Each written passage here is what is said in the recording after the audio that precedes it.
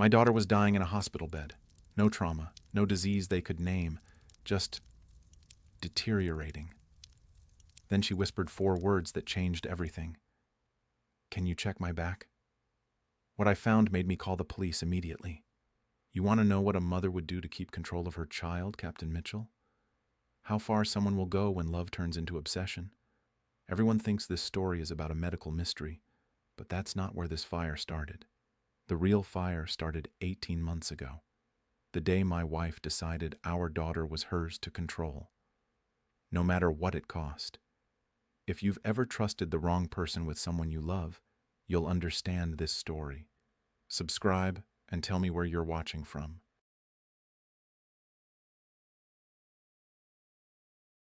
My name is Russell Burkett. I'm 42 years old. And the night I'm about to tell you about changed everything I thought I knew about my family. For 18 months, my daughter Andrea had been sick. It started small. She'd feel dizzy at school. She'd faint during gym class. She'd complain about being tired all the time. My wife Irene took her to doctors, lots of doctors, specialists. They ran tests, blood work, MRIs, CT scans. Everything came back normal. But Andrea kept getting worse. She missed school. She stopped seeing friends. She'd sleep 14, 15 hours a day. She lost weight. Her skin got pale. Her eyes looked hollow. The doctors couldn't explain it. No diagnosis, no clear cause. Just a 12-year-old girl fading away like a ghost. I worked in finance, long hours, travel for business. I trusted Irene to handle the medical stuff. She was home. She was with Andrea every day. She knew what was happening. Or so I thought. Looking back now, I see the signs I missed, the things I should have questioned. Irene filled out all the medical forms alone, every single one. When I offered to help, she'd wave me off. I've got it. You're busy. I'll handle it. She insisted on being in the room for every exam, every test, every consultation. If a nurse asked Andrea a question, Irene would answer. She's too tired to talk. Let me explain. The pharmacy charges on our credit card kept increasing. $500 one month, $800 the next, $1,200. Medical expenses, Irene would say when I asked. Co-pays, prescriptions, you know how it is. I trusted her. That was my first mistake. Then there were the withdrawals from our joint account, always cash, always in amounts just small enough not to trigger alerts. 200 here, 300 there. Groceries, Irene would say. Gas, household stuff, everything's expensive now. I believed her. That was my second mistake. 3 weeks ago, Andrea's condition got critical. She collapsed at home, couldn't stand, could barely breathe. Irene called 911. They rushed Andrea to Mercy General Hospital. The doctors admitted her immediately, ran more tests, drew more blood, checked for everything they could think of. Nothing. No answers. We don't understand what's happening, the lead physician told us. Her body is shutting down, but we can't find a cause. I took time off work, stayed at the hospital. My son Bradley came too. He's 15. He hadn't left his sister's side since we arrived. Irene stayed in the room constantly. She hovered over Andrea, adjusted her blankets, held her hand, whispered to her when she thought no one was listening. I thought she was being a devoted mother. I was wrong. 2 nights ago, everything changed. It was late, after midnight. The hospital was quiet. That heavy silence that only exists in the middle of the night when most people are asleep, but machines keep humming. I stood on one side of Andrea's bed. Irene stood on the other. Bradley sat in the chair by the window, half asleep. Andrea's eyes fluttered open, weak, glassy. She looked at me. "Dad," she whispered. Her voice was so small, so fragile. "I'm here, sweetheart," I said. I touched her hair gently. "What do you need?" She swallowed. It looked painful. Can you check my back?" I froze.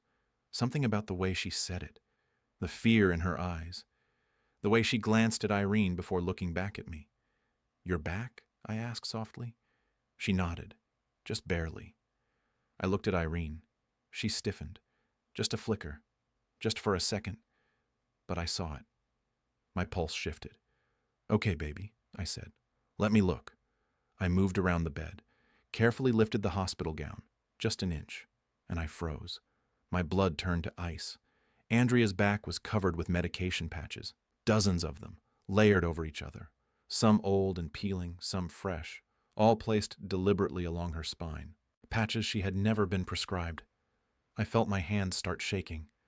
I looked at Irene. She looked away. "What?" I started. My voice came out strangled. "What is this?" Irene opened her mouth, closed it, opened it again. "Russell, I can explain." "Don't," I said. The word came out hard, sharp. "Don't say anything." I pressed the call button. Once, twice, 3 times. A nurse rushed in. "Is everything okay?" "Get the doctor," I said. "Right now." The nurse looked at Andrea, then at me. She saw something in my face that made her move fast. "Right away." Dr. Patel arrived 2 minutes later, a sharp-eyed woman in her 50s. She'd been Andrea's attending physician since we arrived.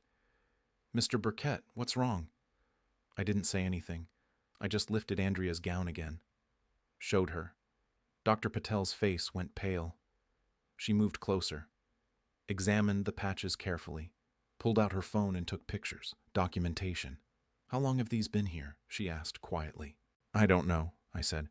"I just found them." Dr. Patel looked at Irene. Irene's face was white. Her hands trembled.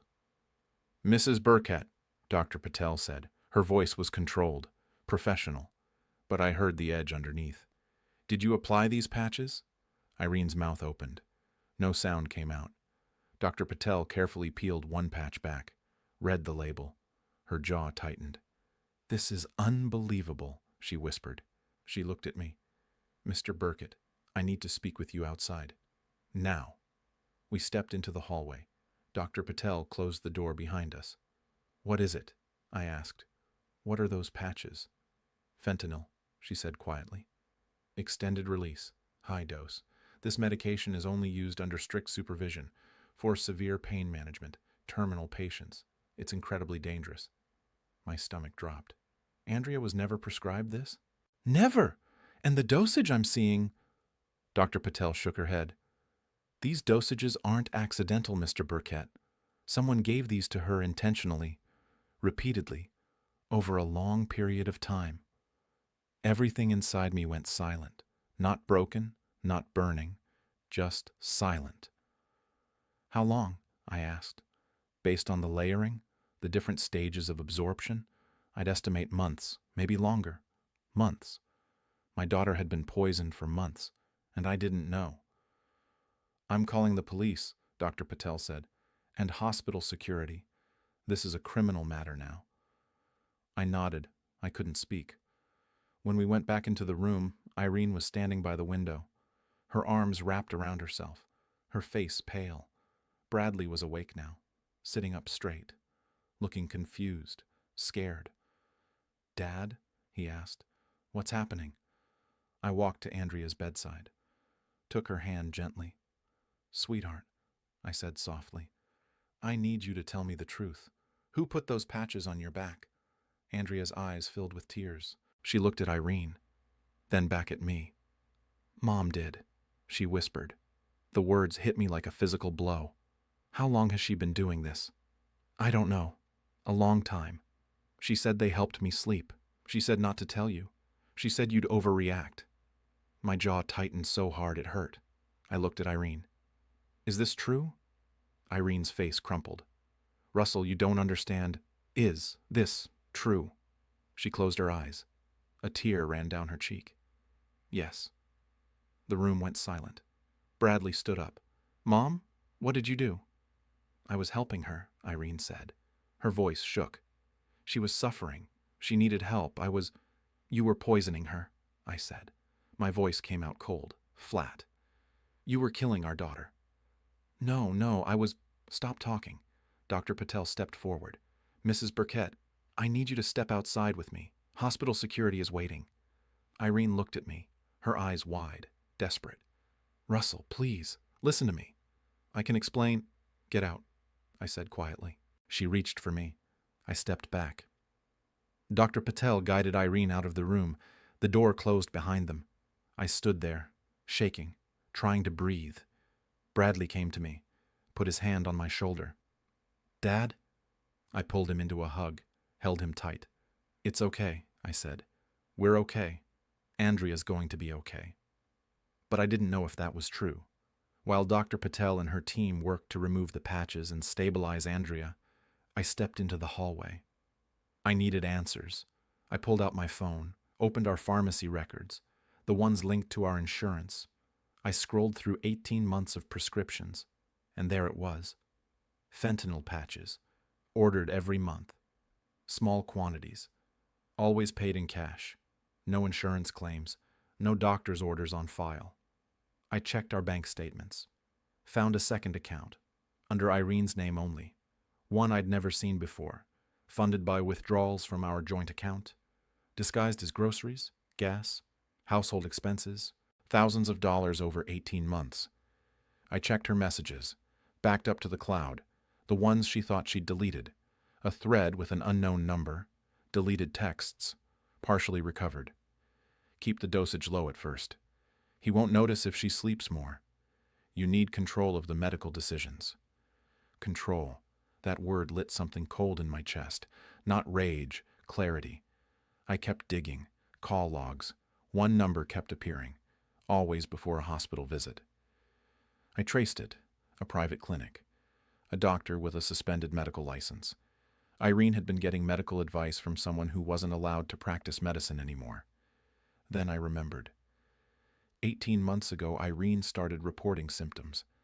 Andrea was fainting, having dizzy spells, feeling weak, but only when Irene was the only witness. Teachers never saw it. Friends never saw it. I never saw it. Only Irene. And every time Andrea saw a doctor, Irene was there, describing symptoms, insisting something was wrong, demanding tests. Munchausen by Proxy. The term appeared in my mind like a ghost, a caregiver making someone sick to get attention, to feel needed, to maintain control. My wife had been systematically poisoning our daughter for 18 months, and I'd been too busy to see it. I saved everything, screenshots, bank records, messages, call logs, created a folder on my phone. Evidence. When I walked back to Andrea's room, 2 police officers were standing outside. "Mr. Burkett," one of them said, "we need to speak with you." "I know," I said. "I have evidence. A lot of it." I showed them my phone. They read silently, their faces hardening with every page. "We're going to need copies of all this," the older officer said. "Already sent to my email," I said. "I can forward them to you right now." The officer nodded, gave me his email address. I sent everything. "Where's my wife?" I asked. "Waiting room, with hospital security. We haven't arrested her yet. We wanted to talk to you first." "Arrest her," I said. "She poisoned my daughter for 18 months. The evidence is right there." The officer nodded slowly. "We will. But Mr. Burkett, I need to ask. Why didn't you notice sooner?" The question hit me like a knife. "I trusted her," I said quietly. "I thought she was taking care of Andrea. I thought she was being a good mother. And now I know she wasn't a mother. She was a predator." The officers exchanged a glance. "We'll take care of this," the older one said. "Stay with your daughter." I went back into the room. Andrea was sleeping. The patches were gone. Dr. Patel had removed all of them. Bradley sat beside her, holding her hand. "Is she going to be okay?" he asked quietly. "Yes," I said. "She's going to be fine." "And Mom?" I sat down in the chair on the other side of Andrea's bed. "Mom is going to jail." Bradley nodded slowly. He didn't cry. He just nodded. "Good," he said. Hours passed. Dr. Patel came back. "Andrea is stabilizing. We're starting a detox protocol. The fentanyl has been in her system for a long time. She'll need careful monitoring. But she's going to recover." Relief flooded through me. "Thank you," I said. "Mr. Burkett," Dr. Patel said gently, "I want you to know, you did the right thing, calling us immediately, gathering evidence, Protecting your daughter, you saved her life tonight." I nodded. I couldn't speak. Around 3 in the morning, I heard commotion in the hallway. Voices, urgent, loud. Then the fire alarm went off, loud, piercing, echoing through the entire hospital wing. I jumped up. Bradley was already standing. "What's happening?" he asked. The door burst open. A nurse rushed in. "We're evacuating. There's a fire in the medication storage room. East wing. We need to move now." My heart stopped. "Andrea can't be moved. We have to," the nurse said firmly. "It's not safe. Smoke is spreading fast." Dr. Patel appeared behind her. "Mr. Burkett, help me. We're taking her bed with us. Bradley, you carry the IV stand." We moved fast. I grabbed one side of the bed. Dr. Patel grabbed the other. Bradley held the IV pole steady. We wheeled Andrea toward the hallway. Smoke was already filling the corridor. Thick, gray. The smell of burning plastic and electrical wiring. Other nurses were moving patients. Wheelchairs, gurneys. Controlled chaos. Andrea's eyes fluttered open. "Dad?" "It's okay, baby," I said. "We're getting you out. Just hold on." We pushed the bed toward the emergency exit. The wheels caught on something. I pushed harder. Behind us, I could see orange light flickering. The fire was spreading faster than I expected. We burst through the emergency exit doors. Cool night air hit us. The hospital parking lot was filling with people, patients in wheelchairs, staff members, families. Ambulances were repositioning, fire trucks screaming up the driveway. We wheeled Andrea to a clear spot on the lawn. Dr. Patel checked her monitors. "She's stable," Dr. Patel said. "Heart rate elevated, but that's expected. She's okay." Bradley stood beside his sister, his hand on her shoulder. I looked back at the hospital. Smoke pouring from the east wing. Firefighters already pulling hoses, moving with precision. I still had my phone in my hand, the evidence folder, everything I'd gathered on Irene. I couldn't lose it. I wouldn't. One of the firefighters ran toward us. Full gear, helmet, reflective stripes on his jacket. He pulled his helmet off as he approached. "Everyone here accounted for?" he asked. His voice was calm, professional, in control. "Yes," I said. "My daughter, my son, and me." The firefighter looked at Andrea, saw the monitors, the IV. "She okay?" "She's stable," I said. "But she can't be moved far. She's been very sick." The firefighter knelt down beside Andrea's gurney. His face was kind. "Hey there," he said gently. "I'm Captain Mitchell. You're safe now, okay? My crew is handling the fire. We're going to make sure everyone stays safe." Andrea nodded weakly. Captain Mitchell stood, looked at me. "Sir, do you know what happened? How the fire started?" I hesitated. Then the words came out. "The medication storage room," I said. "That's where it started." "Yes. Old wiring, electrical short. Why?" I looked at Andrea, then at Bradley, then back at Captain Mitchell. "My wife was accessing that room," I said quietly. "For months. Getting medications she wasn't supposed to have, controlled substances.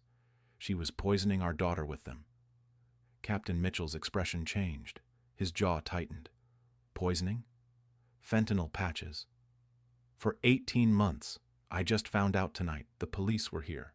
They were about to arrest her when the fire started." Captain Mitchell was quiet for a moment, processing. "Where is your wife now?" "I don't know. Last I saw, she was in the waiting room with hospital security." Captain Mitchell pulled out his radio. "Johnson, status on evacuation?" "East wing clear, Captain. Moving to west wing now." "Any civilians unaccounted for?" "Negative. All patients and staff evacuated." Captain Mitchell looked at me. "She might still be inside. We'll find her." I nodded, but I didn't care. Not really. All I cared about was Andrea and Bradley and making sure we were safe. Captain Mitchell stayed with us while his crew worked. He kept checking on Andrea, making sure she was okay. "How long has she been sick?" he asked. 18 months, I said. But she wasn't sick. My wife was making her sick. "Munchausen by proxy," Captain Mitchell said quietly. I looked at him sharply. You know what that is? I've seen it once before, he said. Different case, but same pattern. Parent makes child sick to maintain control, to feel needed, to get attention. That's exactly what this was, I said. Captain Mitchell shook his head. I'm sorry for what you've been through, for what your daughter's been through. Thank you, I said. 20 minutes later, the fire was contained. Smoke still rising, but flames extinguished. Captain Mitchell's radio crackled. Captain, we found a woman in the West Wing waiting room, unresponsive to evacuation orders. Security is with her. Copy that, Captain Mitchell said. Bring her out. A minute later, I saw her. Irene, 2 hospital security guards walking on either side of her. She looked small, defeated. When she saw me, she tried to walk faster, tried to come toward us. The security guards stopped her. Captain Mitchell stepped between her and Andrea. Ma'am, he said firmly, you need to stay back. That's my daughter, Irene said. Her voice shook. I need to see her. I need to make sure she's okay. No, Captain Mitchell said. You need to stay where you are. The 2 police officers I'd spoken with earlier appeared, walking quickly across the lawn.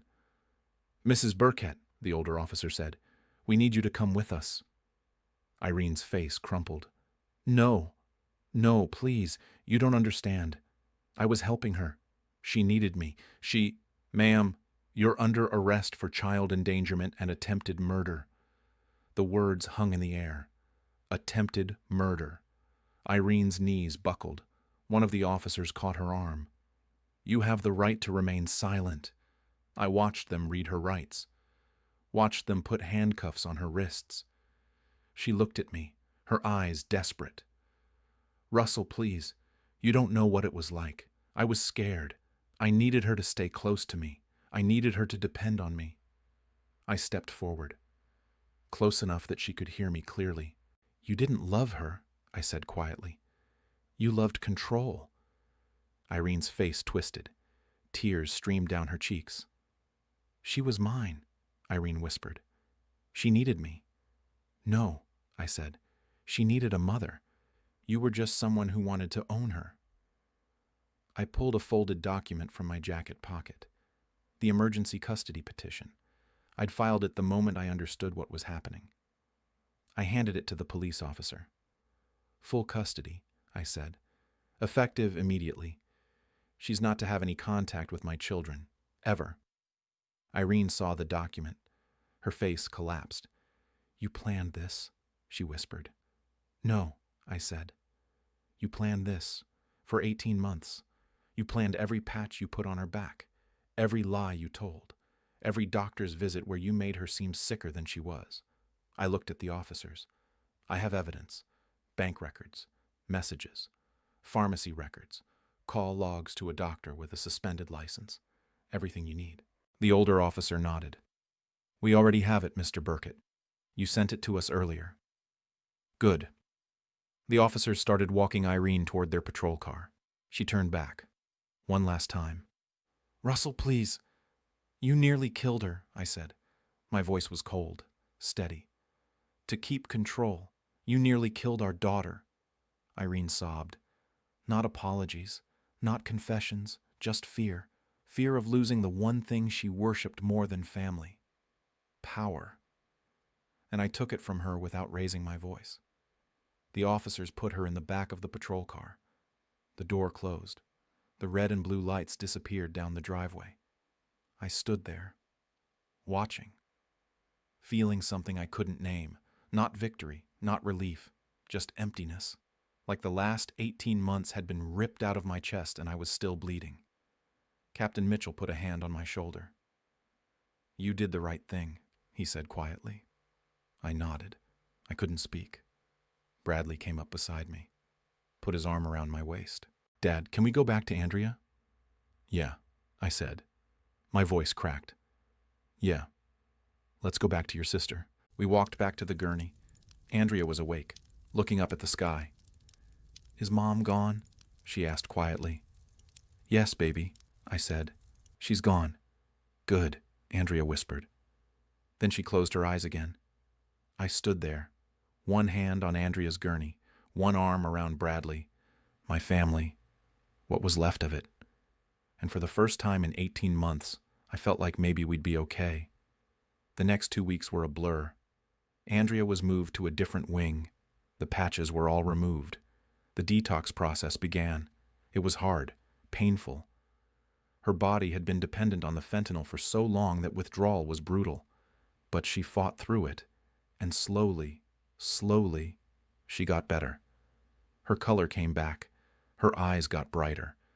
She started eating again. Really eating. Not just picking at food. She laughed. I heard her laugh with Bradley one afternoon, and I almost cried. I hadn't heard her laugh in over a year. The doctors said she'd make a full recovery. Physically, at least. Emotionally, that would take longer. We started family therapy, all three of us, processing what happened, learning how to move forward. Bradley struggled with it. He was angry, so angry at his mother. How could she do that? He'd ask, over and over. How could she hurt Andrea like that?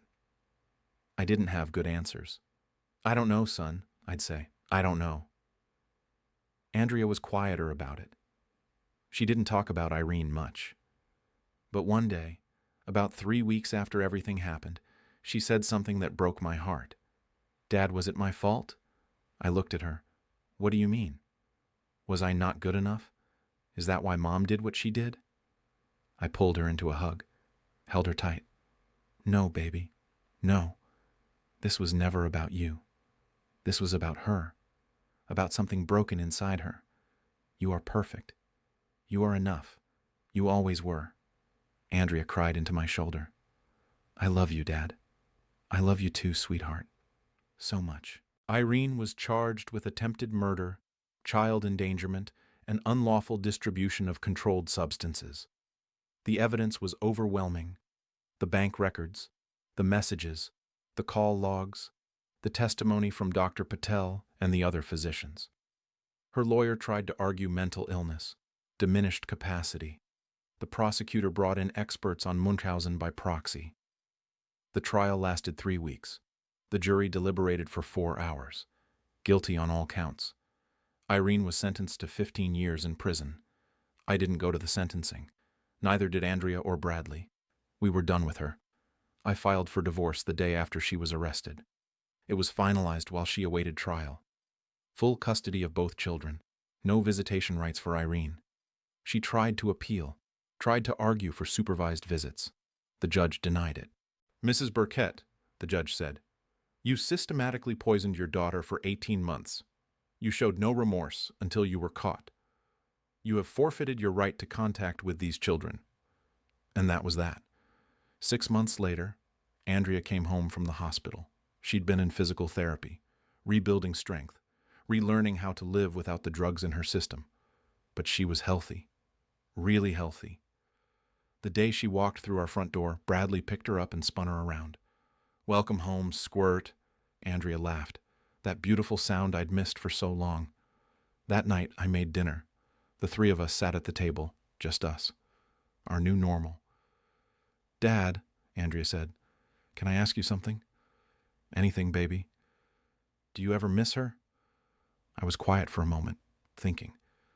I miss who I thought she was, I said finally. I miss the woman I married, the mother I thought you had. But that person, she doesn't exist. Maybe she never did. Andrea nodded slowly. I don't miss her. That's okay, I said. You don't have to. I'm glad she's gone, Andrea said. Is that bad? No, I said. It's not bad. It's honest. We finished dinner, cleared the plates together. That night I tucked Andrea into bed, something I hadn't done in years. Dad, she said as I turned off the light. Yeah? Thank you for believing me, for saving me. My throat tightened. Always, baby. Always. I kissed her forehead, walked to the door. Dad? Yeah? I love you.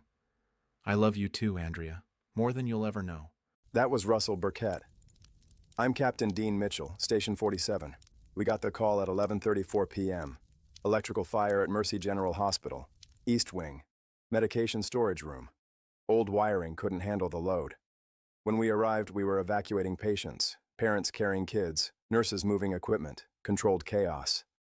That's when I saw Russell, standing next to his daughter's gurney, holding a phone like his life depended on it, his son beside him, all of them watching the building burn. He told me what happened while we cleared the wing, about the patches, the poisoning, the 18 months of systematic abuse disguised as motherly care. I've been doing this for 18 years. I've seen a lot of terrible things people do to each other, but watching someone poison their own child to maintain control, that stays with you. Munchausen by proxy, that's what they call it. When a caregiver makes someone sick to get attention, to feel needed, to maintain power. Irene Burkett didn't love her daughter. She loved the version of her daughter that needed her.